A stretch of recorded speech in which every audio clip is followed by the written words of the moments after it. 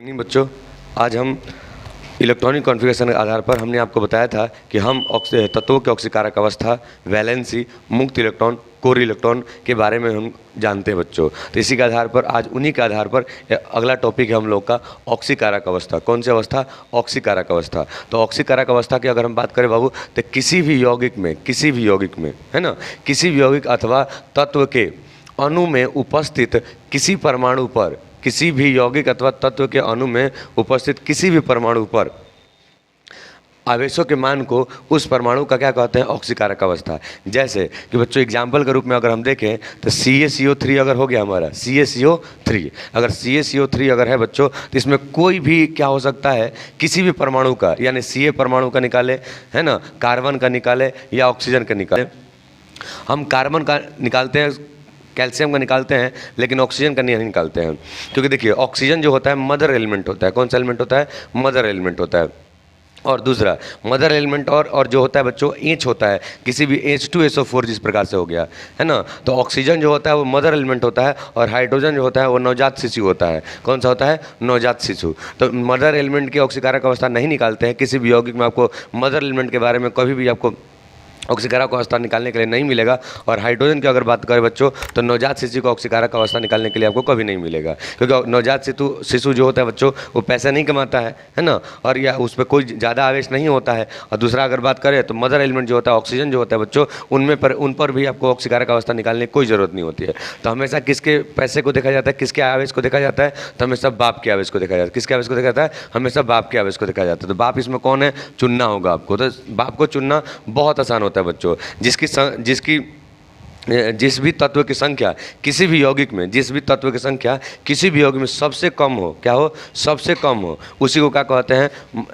केंद्रीय तत्व कहते हैं, यानी फादर एलिमेंट कहते हैं। कौन सा एलिमेंट कहते हैं? फादर एलिमेंट कहते हैं। तो आप देख सकते हो बच्चों, जैसे H2SO4 में, है ना, Ca आपका क्या हो सकता है? फादर एलिमेंट हो सकता है। और H2SO4 में कौन हो सकता है? सल्फर। आपको बता दूं बच्चों, किसी भी यौगिक में ऑक्सीजन और हाइड्रोजन कभी भी फादर एलिमेंट नहीं हो सकता है। ऑक्सीजन और हाइड्रोजन कभी भी फादर एलिमेंट नहीं हो सकता है ना। तो आइए देखते बच्चों, तो फादर एलिमेंट कौन हो सकता है? केवल यहाँ पर सल्फर और यहाँ पर कार्बन या कैल्शियम हो सकता है। तो सभी आवेशों की बात नहीं कर सकते। तो आइए देखते बच्चों, अगर H2SO4 में अगर निकालने की कोशिश करते हैं, H2SO4 में, तो देखिए जिस एलिमेंट का निकालना होता है उसको X मानते हैं। क्या मानते हैं?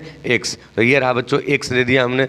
फिर अगर जितने भी एलिमेंट होंगे उनको पहले लिख देते हैं, है ना, उनकी संख्याओं के साथ। तो आप देख सकते हैं H लिख दिया और उनकी संख्या कितनी है? 2, उसे मल्टीप्लाई कर देना होता है। फिर आपको O देखिएगा बच्चों, O कितना है? 4। कितना है? 4। चूँकि 40 ना लगे बच्चों, इसलिए इसको ब्रैकेट में डाल दिया जाता है और इसमें कितना, सबके बीच में प्लस लगा दिया जाता है और इस प्लस को सबको 0 के बराबर कर दिया जाता है। किसके बराबर कर दिया जाता है? 0 के बराबर, यानी एक इक्वेशन बना लिया जाता है, यानी एक समीकरण बना लिया जाता है। तो देखो बच्चों, हमने समीकरण बना लिया और समीकरण बनाने के बाद जो यहाँ आपके सामने चार्ट लिखा हुआ है ना, चार्ट लिखा, उसके आधार पर हम ऑक्सीकारक अवस्था भरते हैं, है ना, और तब जाके इसको कैलकुलेट करते हैं तो किस एलिमेंट में कौन सा ऑक्सीकारक अवस्था दिखा रहा है ना बच्चों। आइए देखते बच्चों, तो हाइड्रोजन का अगर देखोगे बच्चों कितना है? प्लस का 1। कौन सा? प्लस का 1। तो प्लस का 1 है तो 2 इंटू प्लस का 1 प्लस का X प्लस का।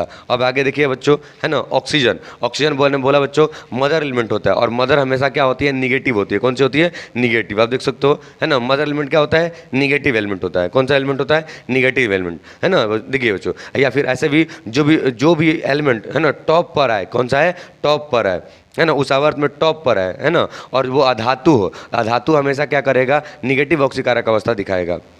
तो आइए बच्चों देखते हैं, यहाँ पर क्या हो जाएगा? 4 का 4 और इसका कितना हो जाएगा? माइनस का 2 बराबर का 0। अब इस समीकरण को हल कर दें, हमारा ऑक्सीकारक अवस्था निकल जाएगा। तो ये देखते हैं बच्चों, 2 का 2 प्लस का X फिर माइनस का 8 बराबर 0। इसको हल करते हैं बच्चों, तो X बराबर हो जाएगा प्लस का 8, उधर जाएगा तो अब माइनस का 2 बराबर प्लस का 6, यानी H2SO4 में सल्फर का ऑक्सीकारक अवस्था क्या है? 6 है। यानी H2SO4 में केंद्रीय तत्व यानी फादर एलिमेंट कौन है या सेंट्रल एटम कौन है? तो सल्फर है। कौन है? सल्फर। यानी सल्फर कितना आएगा?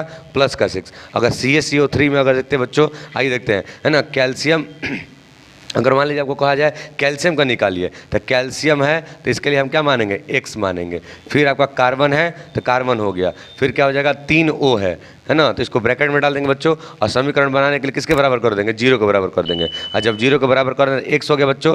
और कार्बन का होगा, देखिए बाबू कार्बन देखिए ई भी अधातु और ई भी अधातु, तो जो बाबू जो दोनों तो अधातु है, तो जो राइट साइड में ज़्यादा पाया जाएगा, जो राइट साइड में ज़्यादा पाया जाएगा वो आपका निगेटिव का दर्शाएगा, और जो राइट से थोड़ा लेफ्ट होगा वो पॉजिटिव का दर्शाएगा। तो बच्चों देखिए कार्बन पॉजिटिव का दर्शाएगा तो कितना हो जाएगा, +4 हो गया। फिर प्लस का हो जाएगा, अब देखिए बच्चों मैंने बोला ना ऑक्सीजन जो ऑक्सीजन है बच्चों वो -2 दिखाएगा, तो 3 इंटू कितना हो जाएगा -2 बराबर कितना 0। तो x + 4 है ना, फिर माइनस कितना होगा 6 बराबर कितना 0। तो अब देखते हैं बच्चों x -2 बराबर कितना आ जाएगा 0, तो x बराबर कितना हो जाएगा +2, x बराबर कितना हो जाएगा +2। इस प्रकार से बच्चों हम किसी भी एलिमेंट का ऑक्सीकारक अवस्था निकाल सकते हैं। कुछ और एग्जांपल देख लीजिए बच्चों, जैसे कि आपका क्या हो जाए HNO3 है, HNO3 है, तब देखो बच्चों कैसे पहचानेंगे। मैंने बोला था बहुत बच्चों कि हाइड्रोजन और ऑक्सीजन कभी भी क्या फादर नहीं बन सकता, क्या नहीं बन सकता है, फादर नहीं बन सकता है, यानी केंद्रीय तत्व नहीं हो सकता है। तो केंद्रीय तत्व नहीं हो सकता है तो नाइट्रोजन होगा। और दूसरा बात ये है बच्चों, कभी भी हाइड्रोजन और ऑक्सीजन जो है केंद्रीय तत्व नहीं बन सकता है, तो फादर एलिमेंट कौन होगा, नाइट्रोजन, है ना। सिंपल सी बात है बच्चों, जिसकी संख्या अगर कम होगा, जिसकी संख्या क्या होगा हमेशा कम होगा, वही सेंट्रल एटम बन सकता है ना, और बाकी जिसका ज़्यादा होगा वो सेंट्रल एटम नहीं बन सकता है। तो देखिए हाइड्रोजन कब, मैंने क्या बोला, ये शिशु एलिमेंट है ना, नवजात शिशु है, और ये कभी बाप नहीं बन सकता है। तो बाप बनने के लिए आपका साइज क्या होना चाहिए, बड़ा होना चाहिए, आपका आकार क्या होना चाहिए, बड़ा होना चाहिए। तो नाइट्रोजन इसमें सबसे बड़ा कौन है, नाइट्रोजन। संख्या से कोई मतलब नहीं है ना, संख्या होने से वो बड़ा नहीं होगा, है ना। जो उस यौगिक में सबसे कम संख्या में पाया जाएगा वही हो सकता है आपका सेंट्रल एटम, है ना, हाइड्रोजन और ऑक्सीजन को छोड़ के, हाइड्रोजन और ऑक्सीजन को छोड़ के, क्योंकि ये ऑक्सीजन जो है मदर एलिमेंट है, हाइड्रोजन है वो नेसेंट यानी नेसेंट होता है, यानी नवजात होता है, और नवजात चीज़ें कभी बाप नहीं बना करती हैं, समझ में आया कि नहीं बच्चों। तो नाइट्रोजन की अगर बात करें तो इसके लिए क्या मानेंगे x, है ना, और एच के लिए कितना हो जाएगा +1, है ना, खाली 1 लिख सकते हैं बच्चों, है ना। इसके लिए कितना हो जाएगा प्लस का -3, और क्या हो जाएगा O बराबर, समीकरण के बराबर करने के लिए क्या करेंगे 0। तब देखते हैं बच्चों, तो यहाँ पर 1 अगर देखते हैं बच्चों तो 1 + का x, ये कितना -6 बराबर कितना 0, है ना। अब देखिए x बराबर कितना हो जाएगा 6 - 1 बराबर कितना +5। अब देख सकते हो x बराबर कितना आ जाएगा +5।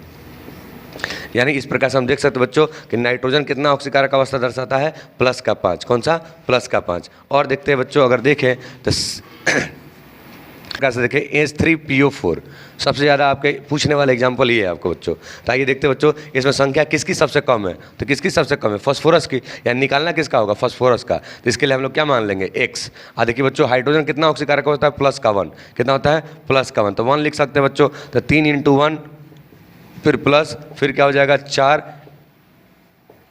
बराबर 0। देखते बच्चों 3 का 3 हो जाएगा, प्लस का x, और 4 का 4, ऑक्सीजन कितना होता है -2 बराबर कितना 0। तो 3x फिर कितना 4 तो ना -8 बराबर कितना 0। तो अब देखते हैं बच्चों x बराबर कितना हो जाएगा 8 - 3 x बराबर कितना हो जाएगा +5। इस प्रकार से देख सकते हो बच्चों H3PO4 में फास्फोरस का ऑक्सीकारक अवस्था कितना होता है 5, कितना होता है +5। इस प्रकार से देखिए बच्चों, आप खुद से अपना रिवीजन कर लीजिएगा, बहुत ही आसान होता है ऑक्सीकारक अवस्था निकालना किसी भी एलिमेंट का। देखिए यहाँ से देख लीजिए बच्चों, यहाँ से हाइड्रोजन है, लिथियम है, सोडियम है, पोटेशियम है, रुबिडियम है, इस सबका ऑक्सीकारक अवस्था कितना होता है +1, है ना। Beryllium, magnesium, calcium, strontium, barium, radium, सबका कितना ऑक्सीकारक होता है +2। बोरॉन फैमिली में सबका कितना होता है +3। कार्बन में सबका 4 -4 +2 इसलिए होता है बच्चों क्योंकि ये क्या करता है, अक्रिय युग्म प्रभाव यानी इनर्ट पेयर इफेक्ट डालने के कारण क्या दिखाता है +2 दिखाता है। और ये अक्रिय युग्म प्रभाव कारण +3, अक्रिय युग्म प्रभाव कारण +4, अक्रिय युग्म प्रभाव कारण +5 दिखाता है ना। आप देख सकते हो सबका ऑक्सीकारक अवस्था लिखा हुआ है। इसके आधार पर जब भी कभी किसी का ऑक्सीकारक अवस्था आपको निकालने के लिए कहा जाए तो इस प्रकार से बच्चों आप निकाल सकते हो। ठीक है बच्चों, मिलते हैं हम लोग अगले लेक्चर में।